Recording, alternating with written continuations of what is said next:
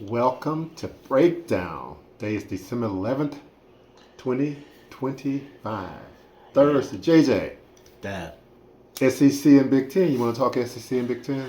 Yeah, I think we gotta talk Big Ten first. I think there's something going around for this school. I think there's been some news recently. What do you say?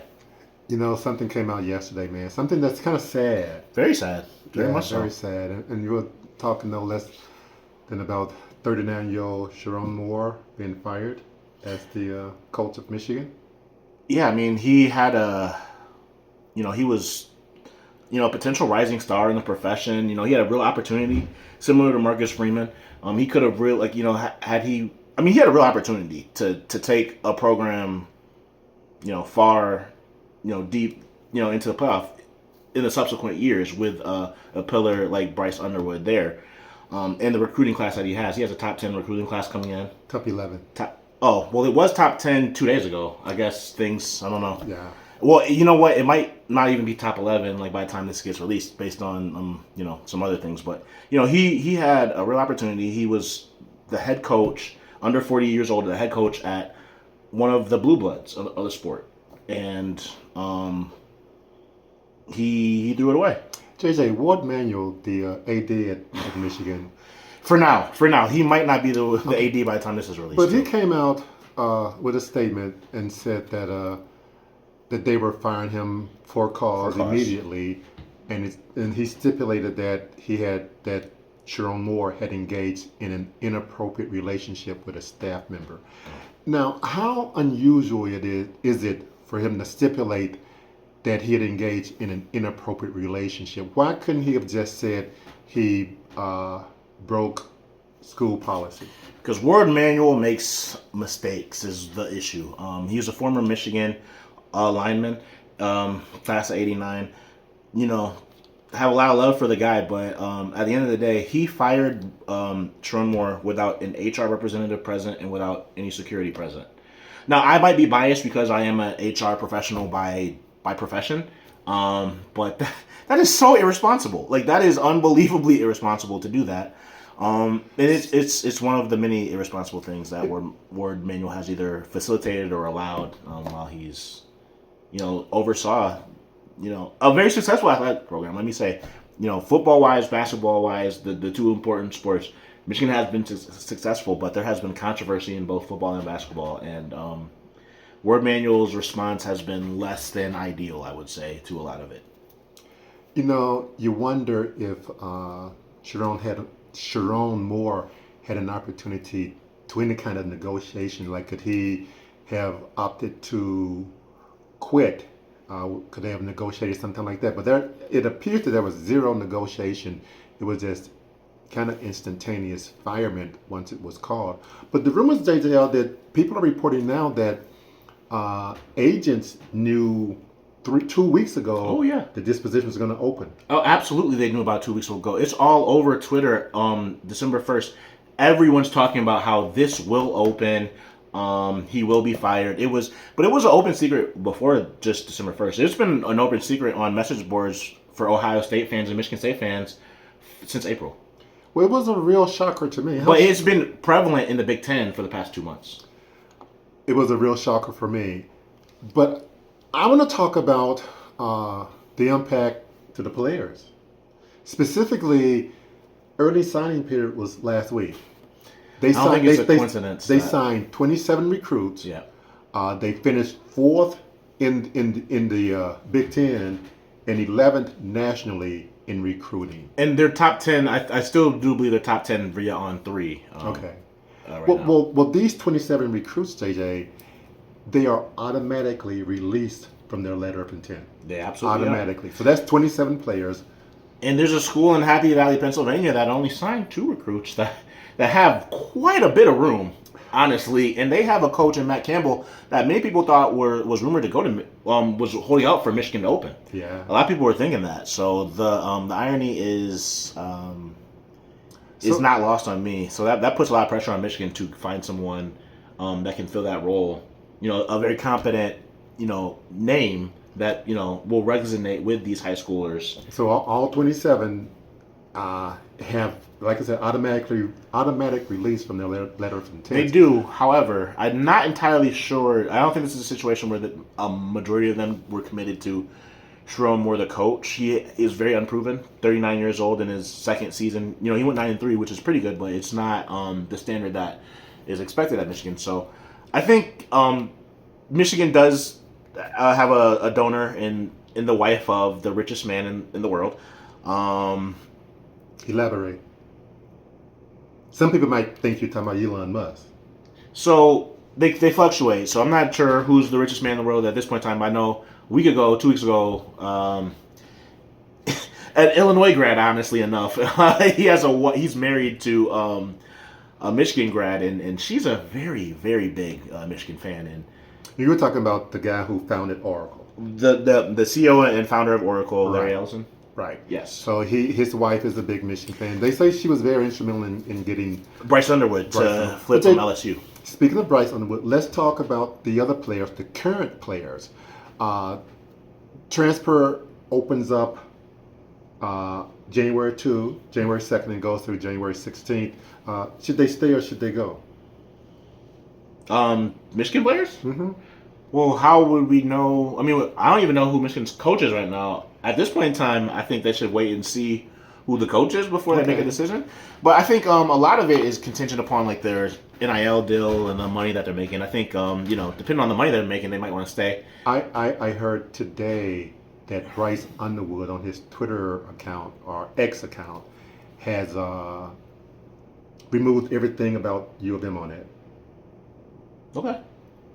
And you don't know if I don't even know if that's true, and I don't know if that means anything, but just something that I heard today. Honestly, Michigan did not do a great job of supporting him. I do expect him to play against Texas in the bowl game. Michigan did not do a great job of supporting him with talent, with a great offensive line, or talent at the receiver position. However, I have to say he had an incredibly disappointing freshman year. Before we move on. So if he were to transfer. Before we move on, I'm going to say Michigan, their offense had 6 freshmen on it. 3 true freshmen and 3 redshirt freshmen starting on the 11-man team. One was the quarterback. 3 offensive linemen were either redshirt freshmen or true freshmen who started. So they had the foundation for what probably would be a very impressive season to come. Yeah. But JJ, in addition to with the transfer portal, in addition to it opening January 2nd, it also opens 5 days after a new coach is hired. So the players at U of M could potentially get 2 separate transfer portals, depending on when Michigan did the replacement.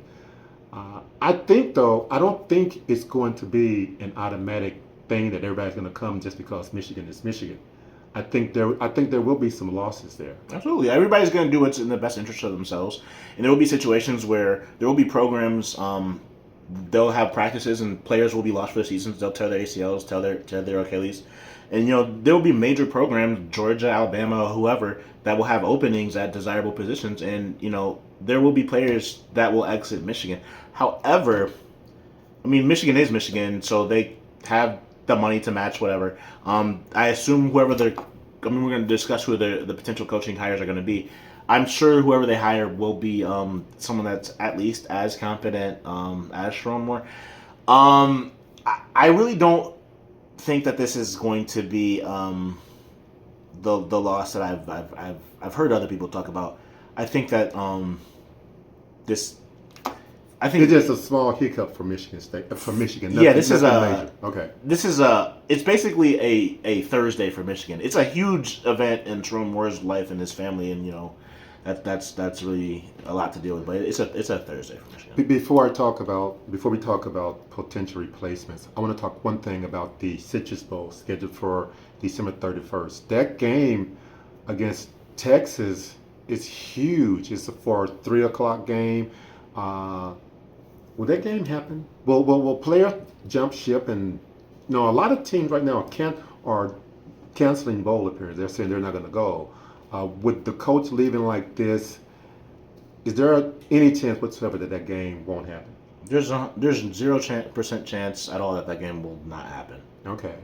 Well, it's likely to be a humongous TV rating for ABC. Of course.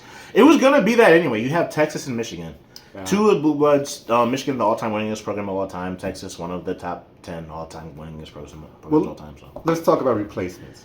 let's talk about who Michigan can hire. There are a dozen out there. You wanna pick? Well, let me pick a few, and you tell me yay or nay. Jesse Mentor, defensive coordinator with the L.A. Chargers. He's great. A Michigan man. That would be great. Michigan would love to have him. He was Michigan's defensive coordinator a couple years ago under Jim Harbaugh. He has a show cause, so he can't come in until like April. April would be when he would be able to communicate with the players. However, he would be able to delegate a lot from now in between then. And the problem is he get a staff. Yeah, and get a staff. He could do that. However, he will more than likely have an NFL job. A head coaching job. Yeah, well, yeah, obviously. Yeah, right. A head coaching job. Because he already has an NFL job. Yes, he's the defensive coordinator for the Chargers, but he'll have an NFL job waiting for him at the end of the season. So I don't think, I mean, maybe it's that he loves college and he loved his time in Ann Arbor, but for the most part, unless you're getting paid astronomically more, which is sometimes the case in college. Sometimes college coaches make a lot more than NBA or NFL coaches. But if it's competitive, I think he's going to want to stay. Let me mention another name for you. Mm-hmm. Marcus Freeman, head coach Notre Dame. Why in the world would he leave? Why would former Ohio State Buckeye linebacker Marcus Freeman, who is now at one of Michigan's other three biggest rivals, why would he leave a cush position where if he makes it to the playoff, he makes a championship game, Notre Dame gets to, they don't have to split that with ACC. They have a partnership with. They are not a member of the ACC. So why would he leave Notre Dame for Michigan? I know a coach, JJ, who left Notre Dame for LSU. Is LSU a better job than Michigan? He left Notre Dame for LSU in the 14 playoff, right? Mm-hmm.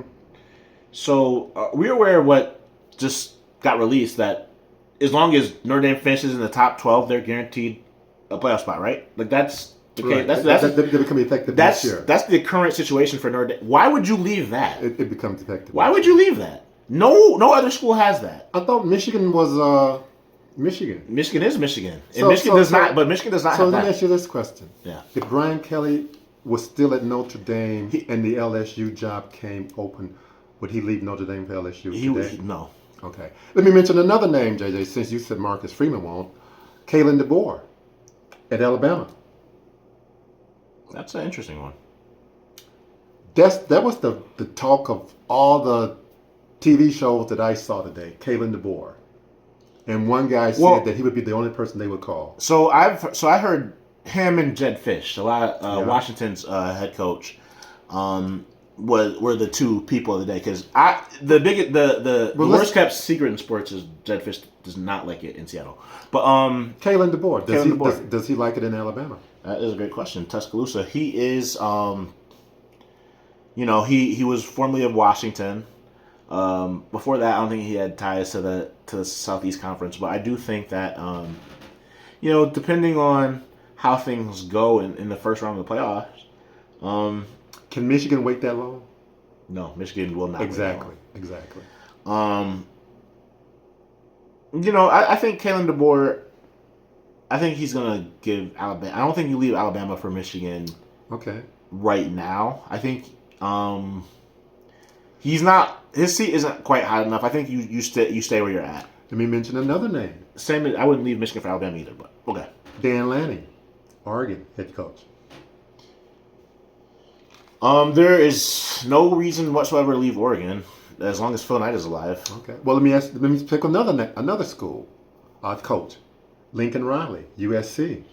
USC is finally starting to pay money. Like #1 recruiting class coming in next year. The first time since 2007 a recruiting class was #1, and it wasn't in the SEC. Okay. USC is a better job than Michigan? No, of course not. Okay, and you know that based on the deal that the California public school wanted, or the public school system wanted to do with where they put Michigan on the same tier as Ohio State and Penn State. And okay, USC so would he come to Michigan? No, you don't leave USC for no. Okay, You don't okay, leave- that's what I'm trying to get to. That's what I'm trying to get to. Make it plain to me, JJ. No, Michigan Make it plain. is a slightly better job than USC, but it's not enough of a better job to leave. Let me throw another name at you. Okay, Ed Drinkowitz. Eli. Oh yeah, I don't know why I called him Ed. Missouri head coach. Of course, if he would be on the first thing smoking if he got the offer. He's not getting an offer Why not? because why would Michigan hire him? Because what he's done at Missouri. What has he done in Missouri? He's feasted on incredibly weak schedules. He had the weakest schedule in the SEC this year. He had one of the weakest schedules in the SEC last year. I would love to see what he does against a real schedule. Can I ask you a question? Do you think his schedule this year was weaker than Michigan's schedule this year? Yeah. I don't. Okay. Okay, let me give you another name, JJ. I do. Okay, let me give you another name. Okay. Kurt Signetti. Next. No, we talk. Is Michigan a better job than Indiana? Of course, next. Okay, so if Michigan is a better job than all of these schools, why did these coaches at these schools not want to come to Michigan? There's context behind everything. I mean, for one, Michigan is a better job, but this isn't a vacuum. This isn't Kurt Signetti leaving James Madison for either the Michigan job or the Indiana job. This is he has now made Indiana a great job. They're the number one team in the country. They're about to win their first Heisman Trophy winner. They're going to build a statue for him there. Okay, it's the same reasons why I didn't think Lincoln Riley, or not Lincoln Riley, I didn't think Lane Kiffin was going to leave Ole Miss because you could do things that are unprecedented. But he did. That's why I'm thinking people might do it for Michigan. Lane Kiffin is a psychopath. You have to find other people that are like how many other Lane Kiffins are there? Okay, Jay, let me mention another potential coaching candidate. Clark Lee, Vandy. Yeah, I think he'd be a good choice. A good fit for Michigan? So he's a Vandy alum. He's coaching at his alma mater. But you might leave. You might leave. I mean, so you might have as many. I mean, they just got the number one player in the country, the number one quarterback in the country. Yeah. They took him from Georgia. Yeah. They have as much money as anybody. They have as many resources as anybody if they want to commit to them. Let me throw another name at you. Mike Elko, Texas A&M head coach. Same thing as same reason as you don't leave Indiana. Texas A&M has not won a championship in football ever. Okay. They have never done it. He wins the championship, they build a statue. I think they might have claimed one, but I don't. It was one of those ones I don't. You don't recognize it? No, I don't recognize that. Let me throw another name at you. Yeah. Kenny Dillingham, and I've heard Arizona State. I've heard a lot about him. The 35-year-old coach took Arizona State to the playoff last year. Yep. He's also coaching at his alma mater. He didn't play at Arizona State. He just went there as a regular person. But he's from, Tucson. He went to there. Or not Tucson. He's from Tempe. Okay. That's where Tucson is located. Yeah, he went to Arizona State, which is in Phoenix. Arizona. It's in Tempe. Arizona State's in Tempe. No. Arizona is in Tucson. Arizona's in Tucson. Arizona State's in Tempe. Okay, Tempe must be next door. It's a suburb of Phoenix. Okay. All right. Yeah. My Arizona geography ain't what it should have been. Well, everyone can't be married to Arizona. Wow. Bear down. Okay. So, does he come to Michigan if he get offered? And should Michigan offer him the position? The reverse Bill, what's his name? When the head coach of Michigan basketball left for Arizona State. Does he do that? Yeah. True. I mean, I do think that you do that. I mean, at the end of the day, Phoenix, Tempe, whatever, they do not care about sports nearly to the degree that you'll find in the Midwest. If you're really about ball, I think you'd go from the Big 12 to the Big 10. I think you make that jump. I think they have more money than Arizona State. They have more resources than Arizona State. Okay. I think he has to seriously entertain it. So let me throw out another name for you. Then I'm going to be almost done, but not quite. This guy has a lot of ties to the state of Michigan. He coached here numerous years, and he was a humongous success when he was coaching in the state of Michigan. Huh. And we're talking about none other than BK. PJ Fleck. Brian Kelly. Yeah, no. Louisiana State Tigers. Nobody who has been fired in the last 5 months is going to get the Michigan job. Just no one who's been fired. So will he be a bad fit for Michigan? Maybe. I don't know. I don't know if he's a good fit for the NIL. Like, Brian Kelly's success, all of it came pre-NIL, pre-transfer portal. I have no idea if he's a good fit. If 64-year-old, I don't know if he has the desire to. I don't know what his motivation is. I mean, maybe he's never won a championship. Maybe he really wants to win that one before he retires. The freshman quarterback for Michigan right now. Who did he commit to before he was bought out by Michigan? Whoever was signing the checks at LSU before whoever signed the checks at Michigan. Okay, so he had committed. Bryce Underwood had originally committed to Brian Kelly. What did I say? Brian Underwood. Bryce Underwood had originally committed to Brian Kelly at LSU, and then Michigan pulled out a checkbook with so many zeros on it that he changed his mind. But if Brian Kelly were to come to Michigan, would Bryce Underwood be happy? I don't think so. Okay, JJ. This is one last question. Then I'm on two questions. Question number one: why is it that none of the coordinators for Indiana have been offered a head coaching job, given their success both last year and this year? Because for the most part, coordinators haven't been offered head coaching jobs. So the ones I can think of is Oregon had their defensive coordinator take a G6 job, and their offensive coordinator took a job in his home state for the team that he grew up, loving. Like, that's a very unique situation. The offensive coordinator took that job. But other than that, name me another situation in which a coordinator has gotten a head coaching job in this cycle. I'm not talking about this cycle specifically, but you need to though, because this. No. I want to talk about offensive coordinators getting jobs and defensive coordinators getting jobs. You look at every head coach was most likely a coordinator at some point in time before they became a head coach. Yep. Look at Sherrone Moore. Yeah. Look at Ryan Day. Look at Marcus Freeman. Mm-hmm. All of those guys had no head coach. Look at Dan Lanning.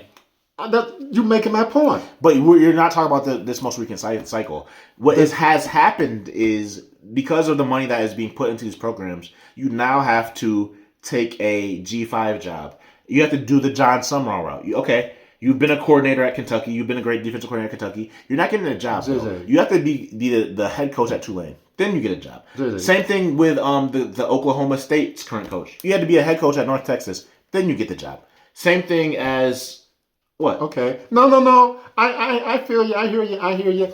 But I just think, just because it's not happening this year, but it happened in previous years and it was a success, why can't people think outside the box and do it again this year? Because it's a copycat league. It's the same thing as the NFL. It's the same thing. It's a copycat league. Like, power conference football is a copycat league. It's the same thing. I'm going to say this and then I'm going to get out of here.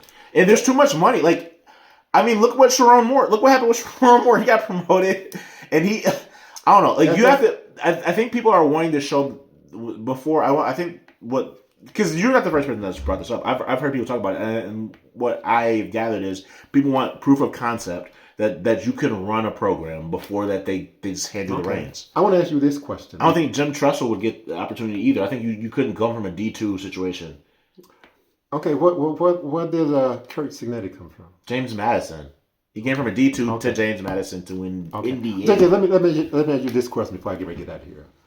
Who is a potential replacement that I haven't mentioned that you would want to mention? I think we've covered for the most part most of the people that. Okay. Well, JJ, even though there wasn't any, we didn't discuss any on the court, on the field activity, who won the week, the SEC or the Big Ten? Because it's always going to be about the SEC and Big Ten for us, for you and me. Big Ten won the week, I guess. I'm going to have to go with the Big Ten.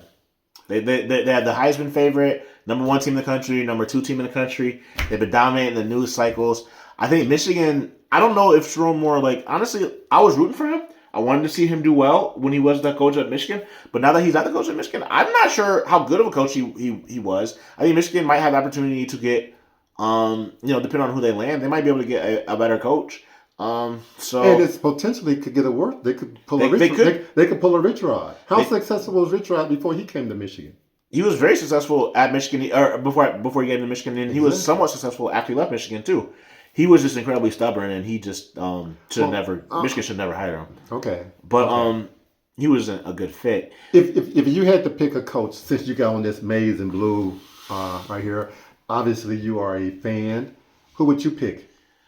Yeah. So if I had to pick a coach, I mean, one of the people that we didn't talk about was Sean Lewis at San Diego State. I think that he is a good offensive mind. There's some other guys, Fran Brown at Syracuse. I think, he lost his quarterback in his entire season and spiraled down the tube, so he's not going to get a look. But I think he can really recruit with the best of them.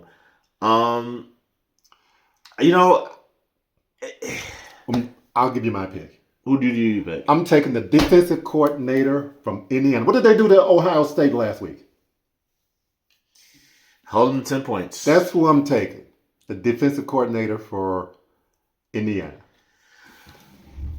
And I'm just saying, Ward Manuel, if you hiring the next coach, listen to me. I got it going on. Well, I think Kenny Dillingham will be a pretty good coach if they do hire him. I think that wouldn't be too bad for a pick. Okay, he's the Arizona State guy. Okay. JJ, WPS. Who picked Soy? What you got? Hey, go blue, whoever you hire. Okay. Go blue. We done.